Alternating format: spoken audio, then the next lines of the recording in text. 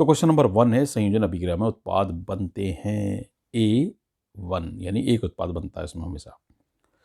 ऊष्मा सेपी अभिक्रिया में क्या होता है? ऊष्मा निकलती है, इसका आंसर भी ए है। नेक्स्ट है थर्ड, जब किसी अभिक्रिया में दो यौगिकों के बीच आयनों का आदान प्रदान होता है तो अभिक्रिया कहलाती है बी, द्विविस्थापन अभिक्रिया। जब पोटेशियम आयोडाइड को लेड नाइट्रेट के घोल में मिलाया जाता है तो लेड आयोडाइड का एक अवक्षेप बनता है, अवक्षेप का रंग होता है ए, पीला। करेक्ट आंसर ही बता रहा हूं मैं सिर्फ। श्वसन है, ऑक्सीकरण अभिक्रिया, ऊष्मासेपी अभिक्रिया, रासायनिक परिवर्तन, उपरोक्त सभी। क्वेश्चन नंबर 6 कहीं से शुरू हो गया। सफेदी के बाद दीवारें किसके कारण चमकती है? कैल्शियम कार्बोनेट के कारण, सी इसका आंसर है। CaO plus H2O gives calcium hydroxide. यह प्रतिक्रिया है ऊष्मासेपी संयोजन अभिक्रिया। सी, ए और बी दोनों ऊष्मासेपी भी है और संयोजन भी है। अपघटन अभिक्रिया किसके कारण होती है? ताप, विद्युत, सूरज की रोशनी, ये सभी। जब हम लोहे की किलो को कॉपर सल्फेट के घोल में डुबोते हैं तो घोल का रंग बदल जाता है नीला से हरा। Copper oxide plus hydrogen gives copper plus water. यह प्रतिक्रिया है रेडॉक्स। में से कौन दुर्बल अम्ल है? ASL, B H2SO4, C HNO3, D CH3, COOH। पहले तीनों ही जो है प्रबल अम्ल है तो डी हो गया दुर्बल अम्ल। निम्नलिखित में से कौन सा प्राकृतिक सूचक है? ए लिटमस, बी लाल बंद गोभी का रस या पत्ता गोभी का रस, सी हल्दी, डी ये सभी ही प्राकृतिक सूचक हैं, यानी कि अम्ल और क्षारक में कलर बदलते हैं। पॉप परीक्षण का प्रयोग किसकी उपस्थिति का पता लगाने के लिए किया जाता है? A oxygen, B carbon dioxide, C hydrogen gas. तो हाइड्रोजन गैस की उपस्थिति का। उदासीनीकरण अभिक्रिया इनके बीच होती है। ए अम्ल और क्षार, बी अम्ल और जल, सी क्षार और जल, इनमें से कोई नहीं। तो अम्ल और क्षार ए। क्षार और अम्ल में ये समानताएं होती हैं। ए दोनों आयन उत्पन्न करते हैं, बी दोनों प्रकृति में संसारक होते हैं, सी दोनों का जलीय विलयन विद्युत का सुचालक होता है, ये सभी। तो ये सभी कार्य करते हैं क्षार और अम्ल, तो इसका आंसर होगा डी, ये समानताएं होती हैं। दंत से तब शुरू होता है जब मुंह का पीएच हो जाता है। ए 7, बी 6.5, सी 5.5 से कम। तो इसका आंसर है सी 5.5 से कम। निम्नलिखित में कौन सा पीएच प्रबल अम्ल का है? तो A7, B6, C.5, C5 खाली 0.5 नहीं है, C5 है, D2। तो प्रबल अम्ल ये 7 से नीचे के सारी अम्ल है, बी भी अम्ल है, सी भी अम्ल है, डी भी अम्ल है, लेकिन जिसका जितना ज्यादा पीएच कम होगा वो उतना ही प्रबल अम्ल होगा। निम्नलिखित में से कौन प्लास्टर ऑफ पेरिस का सूत्र है? तो प्लास्टर ऑफ पेरिस में CSO4 हाफ H2O होता है, तो इसका आंसर हो जाएगा ए। इनमें से कोई नहीं, ये नहीं, ए हो गया, इसका आंसर डी है ना। ये 19, निम्नलिखित में से कौन प्लास्टर ऑफ पेरिस के बारे में है? तो ए, इसका उपयोग टूटी हड्डियों को ठीक करने के लिए प्लास्टर के रूप में किया जाता है, इसका उपयोग खिलौने बनाने में किया जाता है, इसका उपयोग दीवार की सतह को चिकना बनाने और दीवार की सजावट में किया जा सकता है। ये सभी प्लास्टर ऑफ पेरिस के बारे में है, क्योंकि प्लास्टर ऑफ पेरिस ये सभी कार्य करता है। सूखे बुझे हुए चूने में क्लोरीन गैस प्रवाहित करने पर क्या होता है? ब्लीचिंग पाउडर बनता है। ए। निम्न में से कौन सी अधातु द्रव्य है? यानी कि साधारण ताप पर, कमरे के ताप पर निम्न में से कौन सी अधातु द्रव्य है? तो इसका आंसर होगा बी, ब्रोमीन। धातुओं के लिए निम्नलिखित में से कौन सा सत्य है? वे अगाध वर्दे होती हैं, वे चमकदार हैं, वे तन्य हैं, वे सभी। तो ये सभी। निम्नलिखित में से कौन सी धातु पानी के साथ यानी जल के साथ अभिक्रिया नहीं करती है? कॉपर, सिल्वर, गोल्ड, ये सभी जल के साथ अभिक्रिया नहीं करती है, चाहे भाप हो। निम्नलिखित में से कौन सबसे अधिक अभिक्रियाशील धातु है? Sodium, potassium, calcium, aluminium. तो इसमें है पोटेशियम। स्कूल की घंटी धातु की बनी होती है क्योंकि धातुएं ध्वनिक होती हैं, धातुएं, ठीक है, बस ध्वनिक होती हैं, ध्वनि उत्पन्न करती हैं। निम्न में से किस धातु को चाकू से आसानी से काटा जा सकता है? लोहा, कॉपर, चांदी, sodium. The correct answer is sodium. Lithium, sodium, potassium, इन 3 धातुओं को चाकू से काटा जा सकता है आसानी से। निम्नलिखित में से कौन सी धातु ठंडे पानी के साथ भी अभिक्रिया करती है? Copper, silver, magnesium, sodium. Sodium ऐसी धातु है जो ठंडे पानी के साथ रिएक्शन करती है और एकदम आग पकड़ लेती है। निम्नलिखित में से कौन एक उभयधर्मी ऑक्साइड है? Zinc oxide, aluminium oxide. C है आंसर, ए और बी दोनों। ये दोनों ही उभयधर्मी ऑक्साइड है। 1 नंबर क्वेश्चन जरूर आता है इनमें से। धातु ऑक्साइड जो अम्ल और क्षार दोनों के साथ अभिक्रिया कहलाते हैं उभयधर्मी ऑक्साइड है। ये अम्ल और क्षार दोनों के साथ अभिक्रिया करते हैं। धातुएं तनु अम्लों से अभिक्रिया करके निम्नलिखित गैस देती है, हाइड्रोजन। इनमें से सबसे कम क्रियाशील धातु है Ag, यानी कि ए। वह रंध्रों का मुख्य कार्य है? ए वाष्पोत्सर्जन, बी गैसीय विनिमय, सी ए और बी दोनों। तो ये दोनों काम करता है, वाष्पोत्सर्जन भी और गैसीय विनिमय का भी। मृतोपजीवी पोषण किस में है? हरे पौधे, शैवाल, कवक। कवक में है। ये सड़े गले पदार्थों को खाते हैं।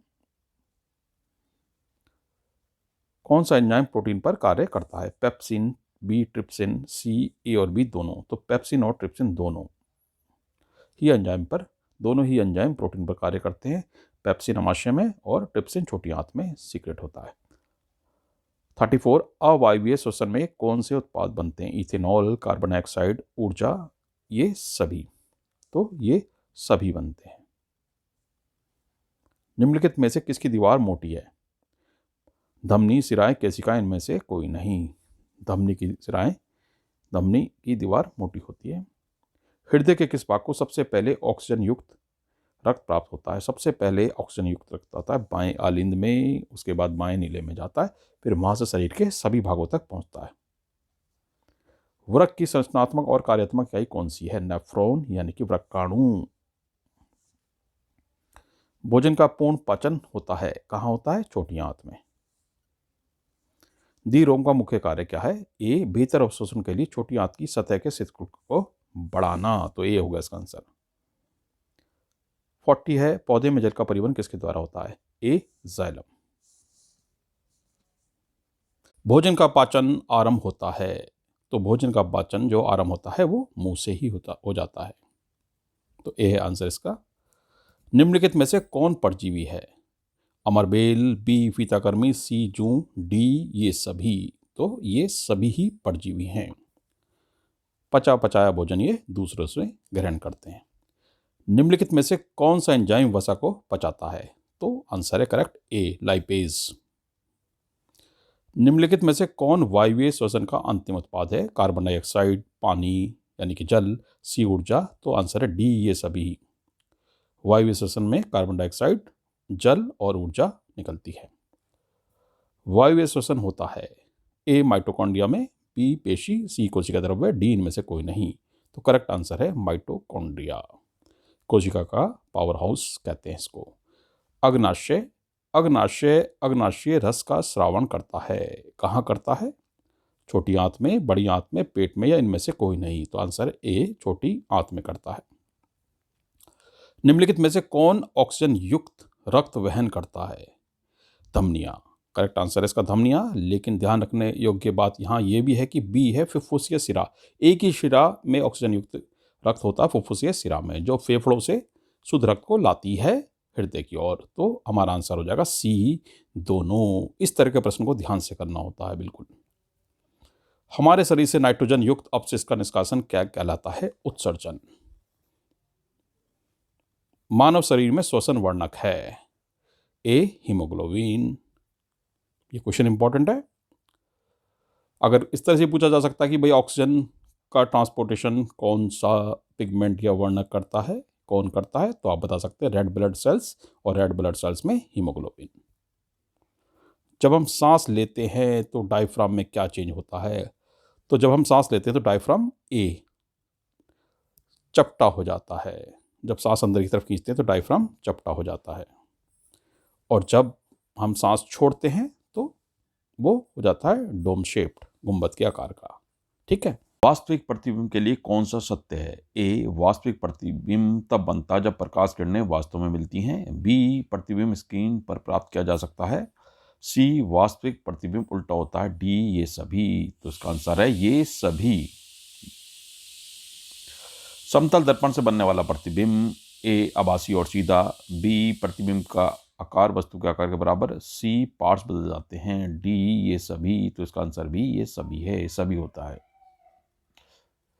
अवतल दर्पण के मामले में मुख्य अक्ष के समांतर प्रकाश किरणें परावर्तन के बाद गुजरेंगी। ए, फोकस से। अवतल दर्पण के मामले में जब किसी वस्तु को अनंत पर रखा जाता है तो प्रतिबिंब का निर्माण होगा फोकस पर। जब अवतल दर्पण सीधा और आभासी प्रतिबिंब बनाता है तो वस्तु को कहाँ रखा जाना चाहिए? एक ही स्थिति में अवतल दर्पण आभासी प्रतिबिंब बनाता है और सीधा बनाता है, तब वस्तु को रखना चाहिए एफ और पी के बीच में, यानी दर्पण के ध्रुव और फोकस के बीच में। वाहनों में रियर व्यू मिरर के रूप में किस दर्पण का उपयोग किया जाता है, यानी पीछे देखने के लिए किस दर्पण का उपयोग किया जाता है? तो यह है उत्तल दर्पण। जब प्रकाश विरल से सघन माध्यम में प्रवेश करता है तो यह अभिलंब की ओर झुक जाता है। एक दर्पण हमेशा आभासी, सीधा और छोटा प्रतिबिंब बनाता है, वह हो सकता है उत्तल दर्पण।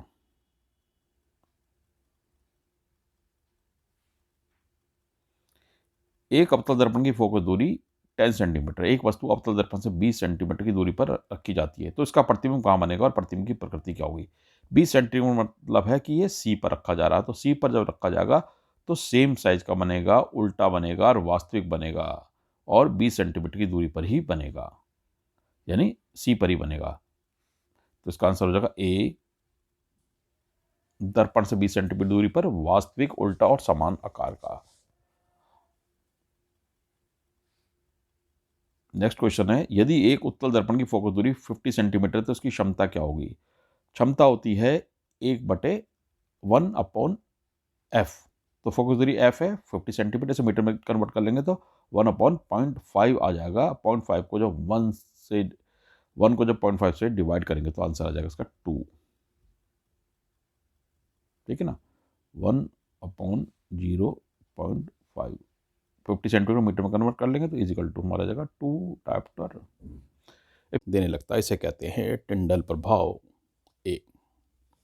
नेक्स्ट क्वेश्चन, श्वेत प्रकाश एक कांच के प्रिज्म से होकर गुजरता है जो 7 रंगों में विभाजित हो जाता है। इस घटना को कहा जाता है वर्ण विक्षेपण या खाली विक्षेपण।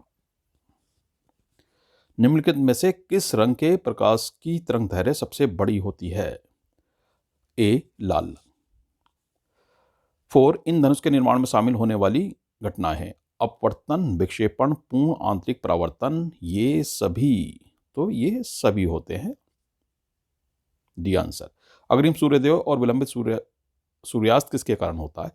परावर्तन, वायुमंडलीय अपवर्तन। बी है इसका आंसर, वायुमंडलीय अपवर्तन। स्वच्छ आकाश का रंग किसके कारण नीला होता है?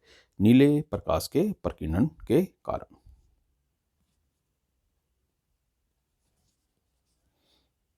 तारों का टिमटिमाना किसके कारण होता है? वायुमंडलीय अपवर्तन के कारण। ये है आंसर इसका। श्वेत प्रकाश के प्रिज्म द्वारा विक्षेपण में किस रंग का प्रकाश सबसे ज्यादा विचलित होता है, यानी अपवर्तित होता है? तो बैंगनी है, तभी सबसे नीचे होता है बैंगनी। खतरे के निशान लाल रंग से ही क्यों बनाते हैं? लाल रंग सबसे कम प्रकीर्णित होता है और हमारी आंखों तक पहुंच जाता है, इसलिए खतरे के रंग लाल रंग से बनाते हैं। प्रिज्म में आपतित किरण और निर्गत किरण के बीच के कोण को क्या कहते हैं? विचलन कोण कहते हैं। ए है